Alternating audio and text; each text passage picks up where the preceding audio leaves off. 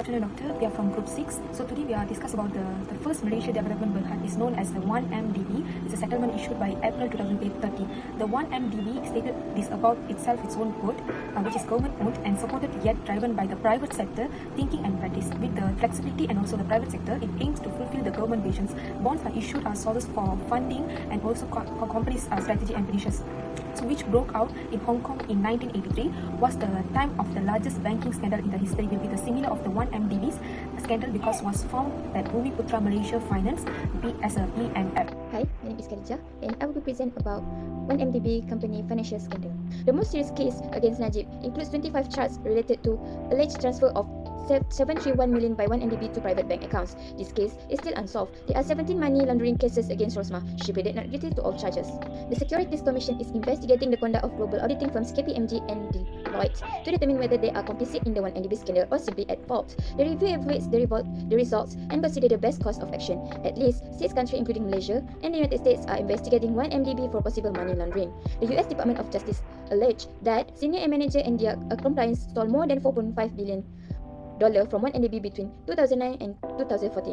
Deloitte audited 1MDB 2013 and 2014 financial reports before stepping down as the fund's auditor in 2016. KPMG informed the fund in June 2018 and 1MDB 2010, 2011 and March 2012, financial statement audited by KPMG did not provide a true and fair assessment of the company, according to 1MDB. Following Malaysian Prime Minister Tun Mahathir Mohamad's surprise victory in May's parliamentary election prompt the reopening of investigation into 1MDB. Since then, Najib Razak has been accused of bribery related to 1MDB of an established in 2009. He pleaded not guilty and said he had done nothing wrong. In Malaysia, Goldman Sachs, which helped 1MDB sales bond, is also under investigation.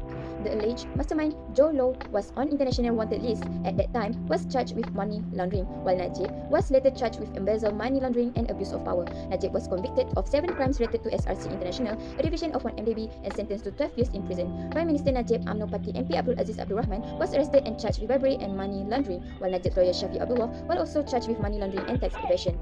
The suspected fraud from 1MDB was pitched at US $4.5 billion in September 2020, and according to Malaysia government investigation, 1MDB owned $7.8 billion in outstanding payments. The United States joined Singapore and a number of other nations that have started recovery efforts or they have already repatriated smaller recoverable sum, with announcement in August 2021 that is covered and returned a total US $1.2 billion of 1MDB monies that were misappropriated within its territorial jurisdiction. Move to the next part, which is element that impact to auditing 1MDB's financial statement and exposure audit to legality. First element is independence and objectivity. The audit quality of 1MDB's financial statement was seriously compromised by the absence of auditor independence and objectivity. Concerns regarding the auditor's independence were raised when it was revealed that they were connected closely to those connected to 1MDB. Second element, which is due professional care. The auditor must carry out with diligence and a fair level of care in accordance with professional standards. They will claim that auditors in the 1MDB case may not have taken the appropriate professional precaution in a number of areas, especially in the part of auditing financial statement. Third element is ethical behavior. They will claim of unethical behavior involving auditors in the 1MDB's affair, including possible management cooperation and refusal to disclose issue. These acts compromise the audit process objectivity, lower the audit's quality, and put auditors at risk of serious responsibility if they assist in fraud or cover-up. Next element is professional skepticism. Professional skepticism is essential for auditors to probe and evaluate the data presented by management in the financial statement. Not enough professional skepticism was used in the case of 1MDB. In other cases, auditor can have accepted management claim without doing sufficient verification or failing to sufficiently look into the shady activities. Last element is compliance with standard. Maintaining audit quality requires adherence to auditing standard.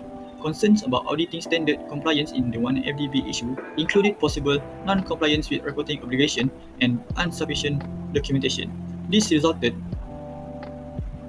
in the financial statement of 1MDB's being affected due to insufficient information and made the auditors responsible for it. There were several factors that give an impact on audit quality and expose audit to the liabilities, but the greatest one is lack of professional skepticism and failure to detect the fraudulent activity.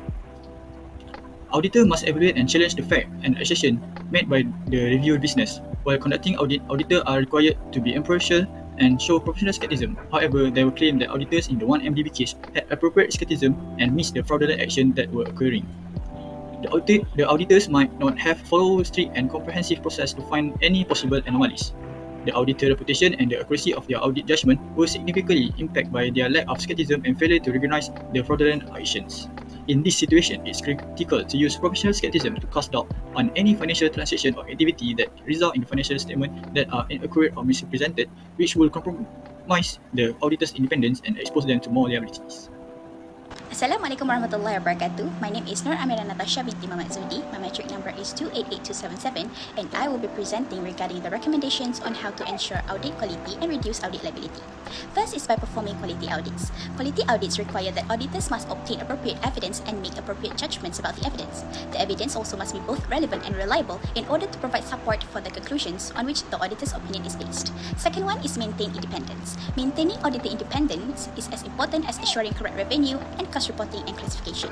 When the independence of the auditor is jeopardized, the firm fails to satisfy its requirement to provide financial accounts audited by an unbiased accountant. Last but not least, exercise professional skepticism. As stated in ISA 200, the auditor shall plan and perform an audit with professional skepticism, recognizing that circumstances may exist that cause financial statements to be materially misstated. If they practice professional skepticism, they can prove that they can actually did a thorough review of the evidence and all suspicious documents. That is all from me. Thank you. In conclusion, my BKAA case highlights the importance of effective internal audits and management controls in public entities participating in large-scale investment schemes. By conducting effective control, it can guarantee that correct information that will be presented on the feasibility of investment projects, source of funding, and money disbursement. From our findings, the greatest impact on audit quality and auditor credibility in the MyDB case is lack of professional skepticism. Some potential factors that will influence the auditor's professional skepticism, including auditor's trust, locus of control, and fraud risk assessment. So, an auditor must be always cautious in order to minimize error committed during the inspection or inquiry of financial statements. Malaysia and the international community must work together to prevent similar controversies from occurring in the future.